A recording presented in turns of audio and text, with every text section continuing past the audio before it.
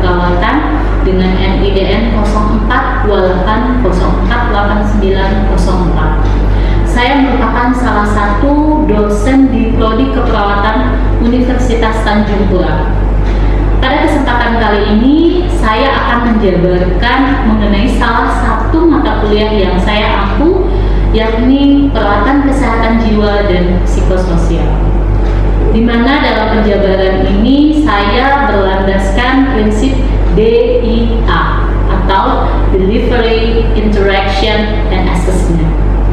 Adapun outline yang akan saya sampaikan, yang pertama deskripsi mata kuliah, kemudian capaian pembelajaran mata kuliah, yang ketiga materi pembelajaran, yang keempat model pembelajaran, yang kelima metode sistem pembelajaran, serta yang terakhir adalah rekaman video proses pembelajaran.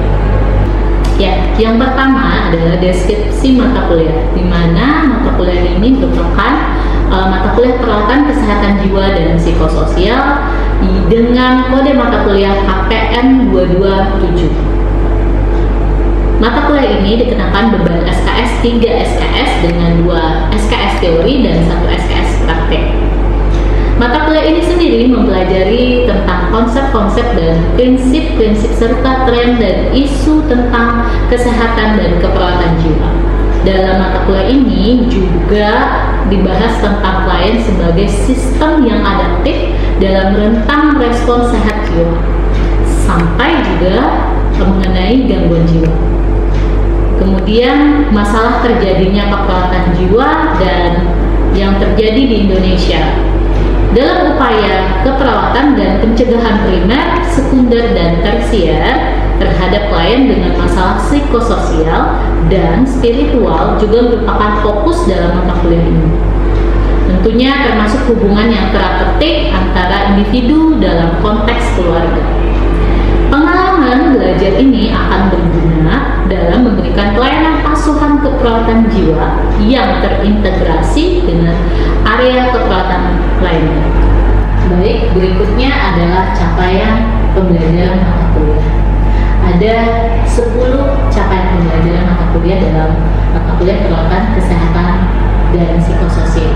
Yang pertama yaitu menganalisis konsep keperawatan jiwa, kemudian tren dan isu serta sejarah dalam keperawatan jiwa, menganalisa konseptual model dalam keperawatan jiwa, menganalisis peran perawat kesehatan jiwa dan kolaborasi interdisiplin kesehatan dan keperawatan jiwa, kemudian menganalisa pelayanan keperawatan jiwa pada situasi bencana dan menerapkan proses keperawatan jiwa, prinsip-prinsip legal etis dan lintas budaya dalam keperawatan jiwa.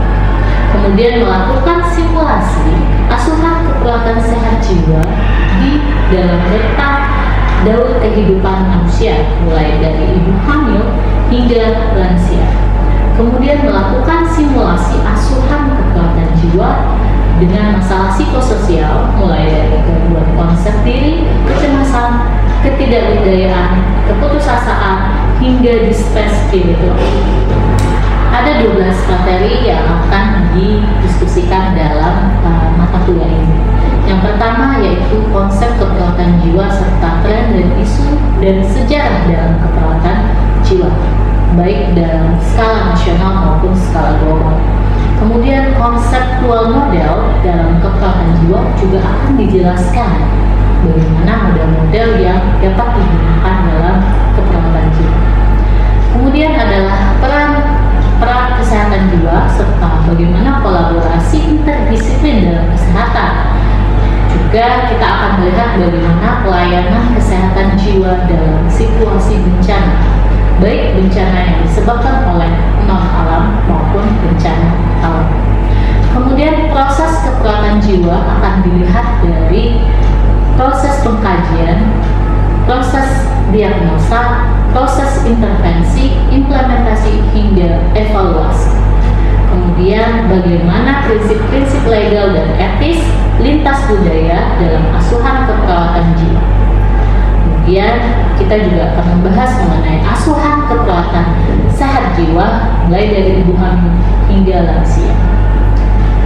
Yang kedelapan adalah asuhan keperawatan klien dengan gangguan konsep diri, asuhan keperawatan dengan kecemasan, asuhan keperawatan dengan ketidakberdayaan, keputusasaan, hingga distres spiritual. Dalam mata kuliah ini terdapat referensi yang digunakan, dan referensinya selalu diupdate agar mahasiswa senantiasa mendapatkan ilmu yang terbaru. Referensi utama yang digunakan adalah dari Mary Ann Boyd tahun 2022 dengan judul Psychiatric Nursing Contemporary Practice dengan second edition. Kemudian referensi lainnya yang utama dari nasional yaitu Kelliat BA et al. Tahun 2019 dengan judul Asuhan Keperawatan Jiwa dengan penerbit buku kedokteran. Dalam mata kuliah ini, hasil-hasil penelitian juga diintegrasikan sebagai sumber atau referensi yang digunakan oleh mahasiswa. Di antaranya ada Putri Triyono dan Fitria Nigrum tahun 2022 mengenai coping strategy among Indonesia college students during the COVID-19 pandemic, Malaysian Journal of Medicine and Health Science. Kemudian Putri Hesti tahun 2022 dengan Factor Related Stress in Adolescents During Pandemic. Baik, selanjutnya adalah model pembelajaran yang digunakan dalam mata kuliah ini. Ada beberapa model yang digunakan. Yang pertama yaitu lecture atau metode ceramah. Metode ceramah ini berbentuk penjelasan pengajar kepada mahasiswa dan biasanya diikuti dengan tanya jawab tentang isi pembelajaran yang belum jelas. Selanjutnya yaitu Cooperative Integrated Reading and Completion atau CIRC, di mana mahasiswa membentuk kelompok yang terdiri dari beberapa anggota, di mana dosen memberikan wacana atau clipping sesuai dengan topik pembelajaran, kemudian mahasiswa saling bekerja sama dan membacakan setiap penemuan ide pokok dan memberikan tanggapan dari clipping ataupun wacana yang mereka dapatkan. Kemudian mahasiswa atau kelompok mempresentasikan atau membacakan hasil dari yang sudah didiskusikan. Dosen membuka sesi debat dan memberikan feedback atas apa yang telah dicapai oleh kelompok maupun mahasiswa. Berikutnya adalah tugas terstruktur, di mana mahasiswa harus menyelesaikan tugas yang diberikan dosen. Tugas ini dalam bentuk individu ataupun kelompok. Baik, tugas terstruktur ini akan diperjelas dalam sebuah rancangan tugas mahasiswa atau RTM, di mana di dalam RTM ini akan diperjelas bagaimana metode ataupun apa yang akan dicapai dalam tugas yang didapatkan oleh mahasiswa. Oke, metode selanjutnya adalah dengan CBL atau Case Based Learning, di mana mahasiswa nanti akan menganalisis terhadap kasus yang diberikan oleh dosen dengan memberikan solusi melalui diskusi kelompok untuk mengembangkan rancangan solusi.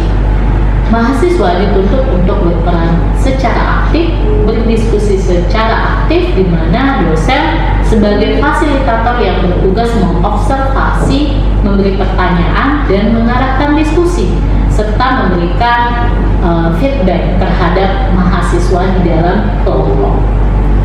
Kemudian model yang berikutnya adalah progress test. Progress test ini menggunakan platform Kahoot!, di mana untuk mengetahui peningkatan kemampuan mahasiswa terhadap materi yang disampaikan selama perkuliahan. Tes ini biasanya dilakukan secara periodik ataupun dijadwalkan, sehingga mahasiswa akan menggunakan sebuah aplikasi yang tentunya secara bersama-sama akan diberikan feedback kembali oleh dosen. Yang terakhir adalah skill lab yang digunakan dalam sesi praktis atau praktikum, di mana skill lab ini merupakan praktik keterampilan yang dilakukan di lab keperawatan jiwa gerontik komunitas ataupun nanti dilakukan di kelas. Dalam ini mahasiswa juga bisa bermain peran ataupun dilakukan secara forum grup diskusi, di mana dosen sudah menyiapkan beberapa skenario ataupun praktik yang harus dilakukan oleh mahasiswa dalam beberapa materi yang sudah ditetapkan sesuai dengan rancangan pembelajaran semester. Kemudian metode lainnya adalah menggunakan LMS atau e-learning. LMS atau Learning Management System merupakan perangkat lunak yang dirancang untuk membuat, mendistribusikan, serta mengatur penyampaian materi pembelajaran. LMS yang digunakan ditawarkan dalam LMS Universitas Tanjung Pura dengan link atau pautan e-learninguntan.ac.id. Setiap mahasiswa dapat mengakses baik itu materi pembelajaran ataupun presensi yang dilakukan secara online.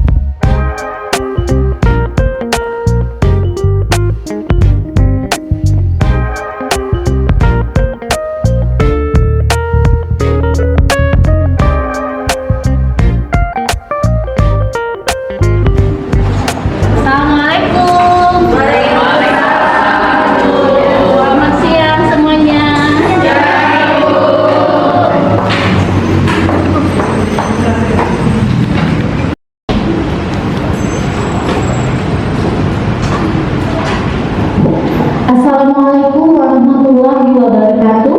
Waalaikumsalam warahmatullahi wabarakatuh. Ya, selamat siang semuanya adik-adik mahasiswa. Baik, saya izin untuk membuka masker ya.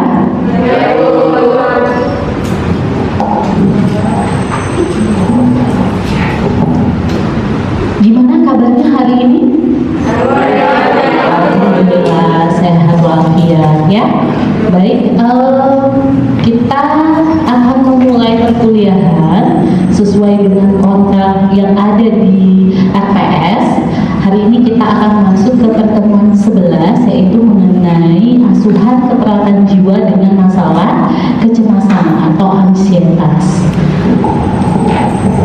Baik, sebelum kita mulai, saya ingin bertanya, adakah yang masih ingat pembelajaran di minggu yang lalu? Ya, silakan Utin ya, silakan Utin. Minggu kemarin kita membahas tentang kesiapan peningkatan perkembangan usia ibu hamil, dari ibu hamil tentunya infant, toddler, preschool, school, remaja, dewasa, dan sampai lanjut usia. Benar sekali Utin. Jadi kemarin kita membahas tentang asuhan keperawatan jiwa sehat jiwa ya, mulai dari ibu hamil hingga ke lansia ya. Baik, mudah-mudahan mahasiswa yang lain masih mengingat pembelajaran minggu lalu ya. Nah, kita akan langsung saja membahas atau berdiskusi tentang asuhan keperawatan jiwa dengan masalah keperawatan ansietas atau kecemasan. Baik, sebelum kita mulai, ada baiknya mahasiswa sama-sama mengetahui tujuan pembelajaran yang akan dicapai dalam sesi ini. Yang pertama, kita bahas dulu tujuan umum, di mana mahasiswa mampu nantinya mensimulasikan asuhan keperawatan dengan masalah kecemasan. Dan dilanjutkan dengan tujuan khusus, yaitu mahasiswa mampu memahami konsep dari ansietas, mengidentifikasi data fokus, menegakkan diagnosa keperawatan, merancang perencanaan keperawatan, dan melakukan intervensi, evaluasi, hingga melakukan simulasinya.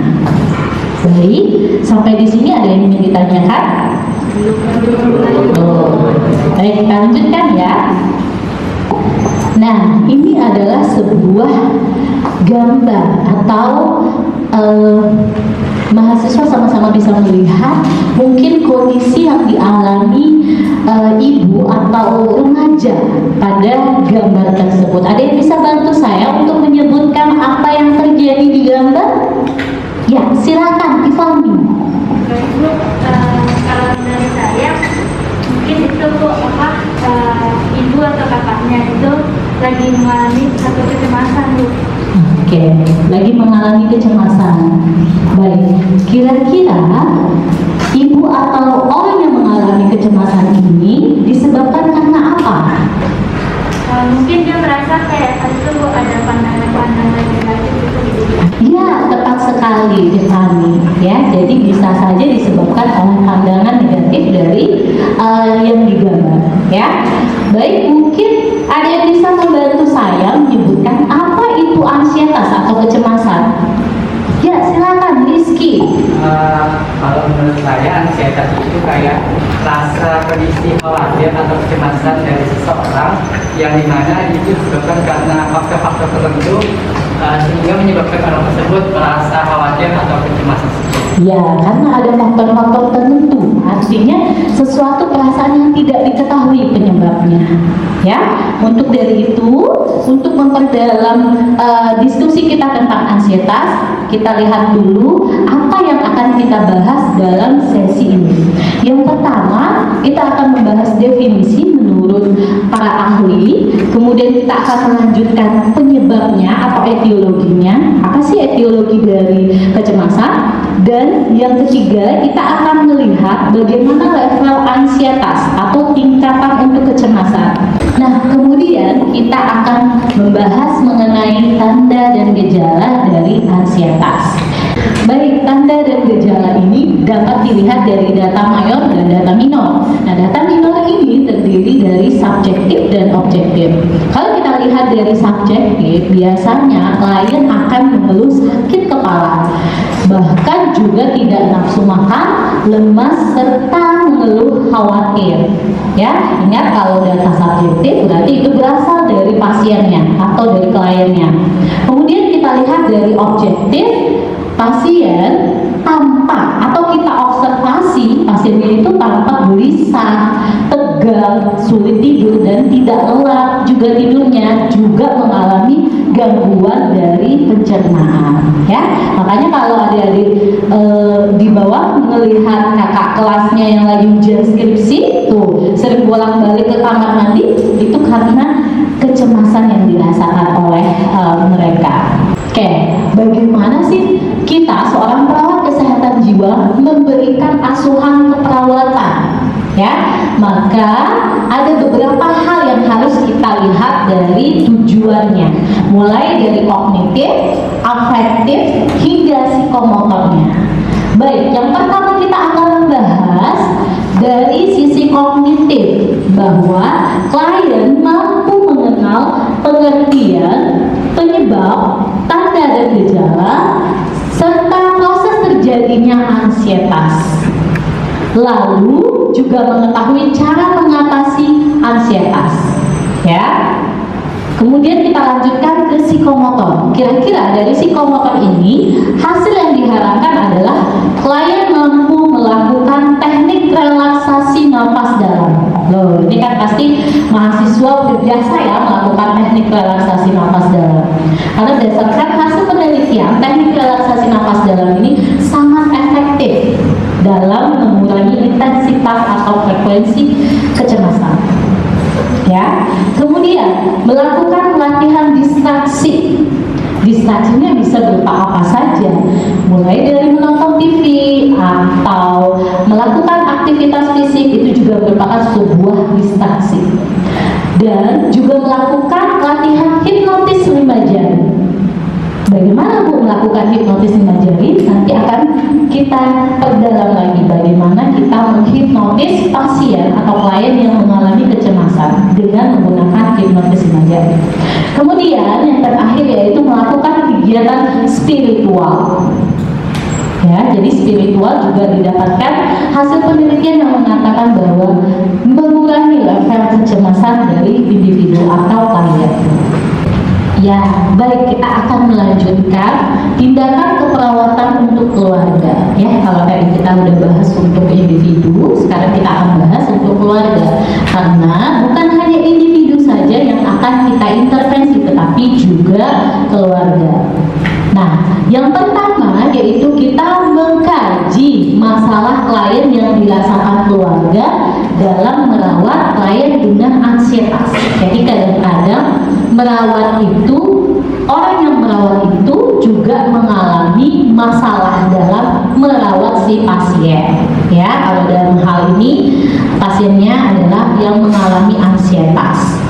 Kemudian jelaskan pengertian penyebab, tanda dan gejala proses terjadinya ansietas yang dialami pasien, serta diskusikan bagaimana mengambil keputusan untuk merawat pasien. Ya, jadi di sini bisa dibilang kita dapat memberikan sebuah edukasi, karena nanti kita sifatnya akan menjelaskan apa itu tujuan, apa itu penyebabnya, apa itu pengertian, tanda dan gejala dan sebagainya. Oke, baik. Sampai di sini, apakah ada yang ingin ditanyakan? Ya, silakan Indah. Baik Ibu, terima kasih Bu atas kesempatannya. Saya izin bertanya Bu. Nah, setelah dari penyampaian Ibu sampaikan terkait ansietas ini, saya jadi penasaran Bu, apakah ansietas ini pernah diteliti ya sebelumnya lebih lanjut? Dan kira-kira apa saja ya Bu hasil-hasil dari penelitian tersebut? Terima kasih Bu. Baik, terima kasih Indah atas pertanyaannya. Nah, ini pertanyaan yang sangat-sangat luar biasa ya, karena memang ansietas ini banyak sekali penelitiannya. Baik, kebetulan saya memang akan menjelaskan ansietas dari sisi hasil penelitian. Ya, ini adalah hasil penelitian yang dilakukan oleh saya sendiri ya, bersama tim ya. Di sini adalah saya melihat depresi, ansietas dan stres remaja selama pandemi COVID-19. Nah, didapatkan bahwa remaja di sini adalah sekolah menengah pertama ya, di mana melaporkan bahwa remaja mengalami depresi, ansietas, dan stres yang sangat berat selama pandemi COVID-19. Nah, berdasarkan hasil penelitian ini menumbuhkan perasaan saya ya, empati saya harus melakukan intervensi kepada remaja SMP tentunya, khususnya selama pandemi COVID-19. Ya, untuk dari itu sebagai perawat kesehatan jiwa ya, pentingnya kita memperhatikan masalah-masalah psikososial seperti yang kita bahas hari ini terkait dengan ansietas ya. Baik, kita lihat penelitian selanjutnya, yaitu kecemasan pada mahasiswa selama pandemi COVID-19. Nah, ini juga yang meneliti adalah saya dan Pak Joko ya tentunya, di mana hasilnya didapatkan adalah prevalensi kecemasan itu dalam level ringan hingga sedang ya. Jadi kalau tadi hasil penelitian mengungkapkan bahwa ansietas di siswi ataupun siswa SMP itu meningkat ataupun termasuk dalam level yang berat, kalau ini kecemasan pada mahasiswa itu pada level yang ringan hingga sedang. Oke, bagaimana Dinda? Apa sudah dipahami? Sudah cukup Bu, Bu. Terima kasih ya Bu. Oke, terima kasih kembali Dinda. Baiklah, sekian materi yang bisa saya sampaikan pada hari ini. Sebelum saya tutup, apakah ada yang ingin ditanyakan atau kita diskusikan lagi terkait dengan ansietas? Ya, silakan Dita. Saya ingin bertanya Bu, kalau di antara stres sama kecemasan atau ansietas ini, mana yang lebih dulu ya Bu? Stres dulu atau kecemasan atau ansietas ini? Oke, terima kasih ya Dita. Yuk, ada yang mau bantu saya mana dua stres daripada cemas? Oke, baik, saya akan jelaskan ya. Stres dan cemas ya. Stres itu adalah respon terhadap stresor, sementara cemas adalah tingkatan lebih tinggi daripada stres, sehingga stres ini lebih muncul duluan baru orang akan mengalami kecemasan. Ya, karena kecemasan ini sifatnya tidak menentu, perasaan yang was-was begitu saja tanpa stimulasi yang jelas. Ya, sehingga bisa disimpulkan bahwa duluanlah stres baru kecemasan. Begitu Dita, ada yang ingin ditanyakan lagi? Sudah cukup Ibu, terima kasih Bu. Iya, sama-sama. Baik, ada pertanyaan lagi? Tidak? Tidak ada. Oke, baik. Kalau begitu, siapa di sini yang bisa menyimpulkan apa itu ansietas dan bagaimana menata laksanaannya? Silakan. Ya, silakan Kak Yanti. Baik Bu, terima kasih atas kesempatannya. Jadi saya ingin menjawab terkait dengan kesimpulan dari materi yang sudah disampaikan Ibu hari ini. Jadi terkait dengan ansietas adalah rasa was-was, khawatir atau takut yang tidak jelas atau tidak nyaman seakan-akan terjadi sesuatu yang mengancam. Dan intervensi nurse yang dapat kita berikan untuk pasien dengan ansietas itu seperti salah satunya teknik taus dalam dan juga teknik distraksi. Oke, bravo. Kita kasih aplaus buat Kak Yanti. Baik ya, karena hari ini sudah selesai dari segi penyampaian materi dan saya lihat juga mahasiswa sudah memahami terkait dengan asuhan keperawatan jiwa untuk masalah keperawatan ansietas. Nah, minggu depan kita akan ketemu lagi dengan materi asuhan keperawatan jiwa untuk masalah konsep diri, gangguan konsep diri ya. Oke, dipersiapkan terlebih dahulu referensi yang mungkin saja bisa membantu adik-adik mahasiswa dalam materi tersebut ya. Dan jangan